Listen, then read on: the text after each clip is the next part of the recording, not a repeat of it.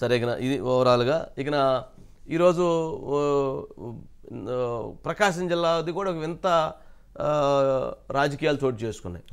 అక్కడ ఈరోజు మాగుంట శ్రీనివాసరెడ్డి గారితో కరణం బలరామకృష్ణమూర్తి గారు ఇప్పుడు ఎమ్మెల్యేగా ఉన్నారు, సీనియర్ శాసనసభ్యులు, సీనియర్ లీడరు. ఆయన వాళ్ళిద్దరు భేటీ అయ్యారు.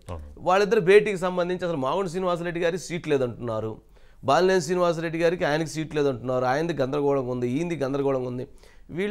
వాళ్ళిద్దరూ కలవటం అంటే ఏంటి, అసలు చీరాలకు సంబంధించి ఏం జరుగుతుంది, బలరామకృష్ణమూర్తి గారికి కూడా ఏమైనా కొంత డిస్కషన్ ఏమైనా జరిగిందా, లేదా ఆయన ఏదన్నా వారధిగా వచ్చి మాట్లాడే ప్రయత్నం చేశారా, లేక ఇంకేమైనా క్లమ్జీనెస్ ఏర్పడిందా? ఇదేంటంటే జనరల్గా బలరాం గారు కొంచెం దూరంగా ఉంటున్నారు, వాళ్ళ అబ్బాయి వెంకటేష్ చూసుకుంటున్నాడు కాబట్టి ఆయన కొంచెం దూరంగా ఉంటున్నారు. కానీ అనుకోకుండా ఇక్కడ ఈరోజు ఈ భేటీ ప్రాధాన్యత అంశాల్లో మాత్రం చాలా కీలకమైన అంశం ఉండిద్ది. ఎప్పుడైతే ఈ భేటీ ఇక్కడ జరిగిందో, బాలినేని శ్రీనివాసరెడ్డి గారు ఎప్పుడైతే తీవ్రమైనటువంటి ఆగ్రహంతో ఉన్నారో, ఈరోజు రవిప్రియ మాల్ రవికిరణ్ అని ఒక ఆయన ఉంటాడు, అక్కడ వ్యాపారస్తుడు. ఆయన బాలినేని శ్రీనివాసరెడ్డి గారికి దగ్గరే, ఆయన బొత్స సత్యనారాయణ గారికి ఈయంకుడు అవుతాడు. అట్లాగే ఉమ్మారెడ్డి గారికి కూడా ఏదో బంధువు. మొత్తానికి ఆయన పిలిచారు వైఎస్ఆర్సీపీ పార్టీ ఆఫీస్కి. జగన్మోహన్ రెడ్డి గారు ఆయన పిలిపించి ఆయనతో భేటీ అయ్యాడు. అంటే ఒంగోలు అభ్యర్థిగా ఏమన్నా రవికిరణ్ని దించాలని చెప్పని ఏమన్నా ఆలోచించారేమో తెలియదు. రవిప్రియ మాల్ ఓనర్ రవికిరణ్ ఆయన అనుకుంటా. మొత్తానికి ఆయన్ని ఏదో జరుగుతుంది, ఏదైనా జరగనియండి. నా ఆలోచన అంటే అక్కడ జరుగుతున్న పరిణామాలు కనుక గమనిస్తే ప్రకాశం జిల్లాలో ఊహించినటువంటి రాజకీయాలు జరగవచ్చు. మాగుంట శ్రీనివాసరెడ్డి గారు, ఎవరైతే బాలినేని శ్రీనివాసరెడ్డి గారు, కరణం బలరామకృష్ణమూర్తి, వీళ్ళందరూ కనుక ఒక స్టాండ్ తీసుకొని వాళ్ళకి గనక తెలుగుదేశం పార్టీలో కానీ జనసేనలో కానీ కొంత స్పేస్ కనుక అకామిడేట్ చేయగలిగితే, ఇప్పుడు ఒంగోలు అనేది లేదు, ఒంగోలు దామచర్ల జనార్దన్ అని చెప్తున్నారు. మరి ఒంగోలు ఎంపీ మాత్రం టీడీపీ మాగుంట శ్రీనివాసరెడ్డి గారికి ఇచ్చేటువంటి అవకాశాలు లేకపోలేదు. మరి బలరాం గారు ఎలా అకామిడేట్ చేస్తారు? మరి అదొక అంశం. అంటే ఆయన కూడా అసలు మీరందరూ నన్ను రమ్మని చెప్పి మీరందరూ వెళ్ళిపోతే నా పరిస్థితి ఏందని అడగడానికి కూడా ఉండొచ్చు. యాక్చువల్గా ఆయన బాలినేని శ్రీనివాసరెడ్డి గారు ఉన్నారని, మాగుంట శ్రీనివాసరెడ్డి గారు ఉన్నారని, వారితో పాటు లావు కృష్ణదేవరాయలు, వెంకటేష్ వాళ్ళిద్దరు ఫ్రెండ్స్. అందుకని ఆయన రారా బ్రహ్మాండంగా ఉంది జగన్మోహన్ రెడ్డి గారి దగ్గర అని చెప్పి ఆయన కూడా తీసుకుని వెళ్ళారు. మరి వీళ్ళందరూ అక్కడికి వెళ్ళారు. ఇప్పుడు ఏంటి అక్కడ చాలా కన్ఫ్యూజను. ఇది ఏంటంటే వీళ్ళు అసలు ఏంటి మన భవిష్యత్తు అనే దాని మీద ఏమైనా చర్చ జరిపారా, లేదా జగన్మోహన్ రెడ్డి గారే బలరంగాన్ని పంపిస్తే ఆయన ఏమైనా పోయి మాట్లాడారా? ఇవన్నీ కూడా కొంత చర్చనీయాంశం. ఎందుకంటే 3 రోజులుగా మాగుంట శ్రీనివాసరెడ్డి గారు అక్కడ ఉంటే వైఎస్ఆర్సీపీ పార్టీ మీటింగ్లు పిలవట్లేదు, అక్కడ ఇన్ఛార్జీలు మీటింగ్లు పిలవట్లేదు, వేటికి పిలవట్లేదు. అన్నిటికీ ఆయన్ని బాయ్కాట్ చేశారు. ఆయన చేసిన నేరం ఏంటంటే ఆయన చంద్రబాబు నాయుడు గారిని పవన్ కళ్యాణ్ తిట్టలేదు అని నడుస్తుంది. ఇది కొంత క్లమ్జీ. సరే, ఇటువంటి పరిస్థితుల్లో కనుక వాళ్ళకు కూడా తెలుగుదేశం పార్టీలు అకామిడేట్ చేస్తే ఇప్పుడు రాజకీయాల్లో ఎప్పుడైనా ఏమైనా జరగవచ్చు. అక్కడ దామచర్ల జనార్దన్కి బాలినేని శ్రీనివాసరెడ్డికి పచ్చగడ్డేస్తే మండిద్ది. వాళ్ళిద్దరు కూడా అనుకోకుండా లేదా రాజకీయ సమీకరణాలు మారితే వాళ్ళిద్దరూ కలిసి ఒక సభా వేదిక మీద నుంచోవలసి రావచ్చు, కలిసి ప్రయాణం చేయాల్సి కూడా రావచ్చు. సరే, ఆయన ఎక్కడో అకామిడేట్ చేస్తారనుకుంటా. సరే, అట్లాంటి పరిస్థితులు రావచ్చు. ఇటు రావు అని అనడానికి ఏంటి ఉందా? ఏమి లేదు. అంతకుముందు గతంలోనే ప్రకాశం జిల్లాలో అందరికీ తెలిసినటువంటి చాలా అంశాలు ఉన్నాయి. గొట్టిపాటి రవికుమారు, కరణం బలరామకృష్ణమూర్తి కలిసి నడవాల్సిన పరిస్థితిని చంద్రబాబు నాయుడు గారి చొరవ పక్కన నుంచో పెట్టుకున్నాడు. అలాంటివి కూడా జరిగినాయి. ఎన్ని ఇది జరిగిద్ది అది జరిగిద్ది అని ఏమి లేదు. గొట్టిపాటి నర్సయ్యని వాళ్ళిద్దరిని కలిపి తీసుకెళ్లారు బలరాం గారిని. ఇట్లా అనేవి జరిగి ఉన్నాయి. ఇప్పుడు జరుగుతున్నటువంటి రాజకీయ సమీకరణాల్లో ప్రకాశం జిల్లా అనేటువంటిది జగన్మోహన్ రెడ్డి గారికి మింగుడు పడనటువంటి అంశం అయిపోయింది. వీళ్ళందరూ కూడా ఒక ఆలోచనతో, ఒక ప్రణాళికతో వాళ్ళు అడుగులు వేస్తున్నారు. వాళ్ళ ఆలోచనలు, వాళ్ళ ప్రణాళికలను కాదని కనుక అక్కడ అడుగులు వేస్తే ప్రకాశం జిల్లాలో వైఎస్ఆర్సీపీ పార్టీ 1 నుంచి 2 స్థానాలు గెలుచుకోవటం కూడా అతి కష్టమైపోయిద్ది.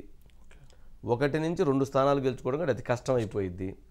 ఇప్పటికే వాళ్ళు చేయాల్సినటువంటి నష్టం చేసేసారు. ఎందుకంటే అక్కడ ఒక మొన్న 8 స్థానాలు వైఎస్ఆర్సీపీకి, 4 టీడీపీకి వచ్చినాయి. ఇప్పుడు అనుకుని చూసేదాని ప్రకారంగా 6-7 టీడీపీకి వస్తే 4-5 వైసీపీకి వస్తాయి అనుకున్నాం.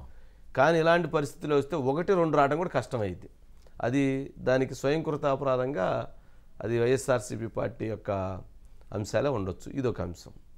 మహేందర్ రెడ్డి గారిది ఈరోజు ఇంకొక విచిత్రం జరిగింది. ఆయన రాత్రి వేమిరెడ్డి ప్రభాకర్ రెడ్డి గారిని కలిసి వచ్చినట్టున్నారు. కలిసి వచ్చి ఆయన ఎవరు అనుకోకుండా మీడియాతో చిన్న చిట్ చాట్ చేశారు. అట్లుంది. ఆయన మహేందర్ రెడ్డి గారు మాట్లాడిన పాయింట్ ఏంటంటే, ఆశావహులు వస్తుంటారు ఎలక్షన్లప్పుడు, ఎన్నికలప్పుడు వాళ్ళ అభ్యర్థిత్వాన్ని వాళ్ళ అంశాలను వాళ్ళు పరిశీలిస్తారు. పరిశీలించి ఎవరికి ఇవ్వాలా ఎవరికి ఇవ్వకూడదా అనేటువంటి నిర్ణయాన్ని మహేందర్ రెడ్డి గారు బయట ఉండేది చూడండి. ఉంది మహేందర్ రెడ్డి గారు బయట ఉంది చూడండి. Ready sir.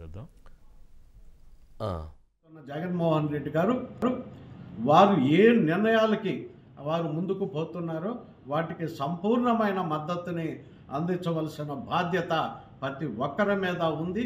ప్రతి ఒక్కరూ కూడా రేపు జరుగుతున్న ఎన్నిక ఈరోజు జగన్మోహన్ రెడ్డి నిలబడుతున్నాడు అనే వాస్తవాన్ని గ్రహించి మీరు ముందుకి పోవాలని, అలాగే వారి నాయకత్వాన్ని బలపరచాలని చెప్పి 2024లో ముఖ్యమంత్రిని చేసుకోవడానికి అందరూ సహకరించాలని చెప్పి విజ్ఞప్తి చేస్తూ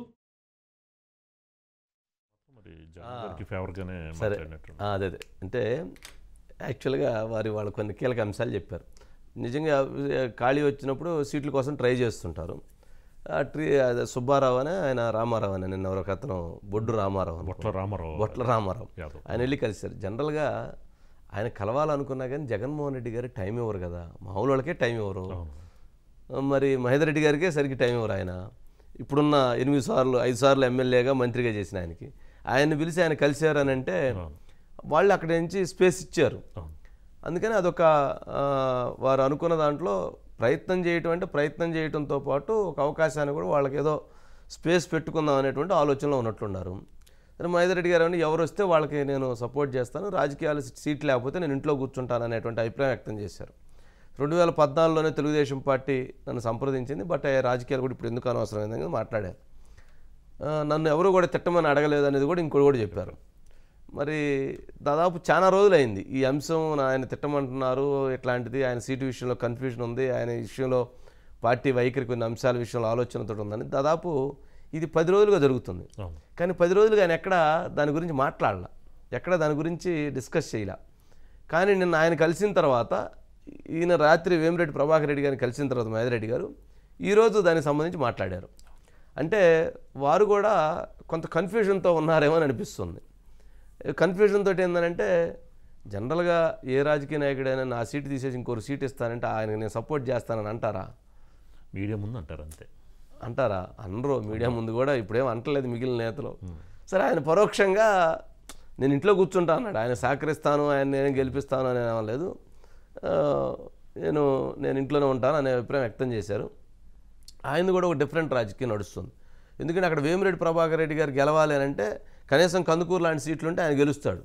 కందుకూరు లాంటి సీట్లు కూడా లేకపోతే ఆయన కూడా గెలవడు. ఆ ఎంపీ కూడా గందరగోళం అయిపోయింది. అందుకని ఈ సిచ్యువేషను అక్కడ వాళ్ళిద్దరి మధ్య ఉంది. దాంతో మొత్తానికి ఆయన కొంత లోతుగా కొంత పరిస్థితులకు అనుగుణంగా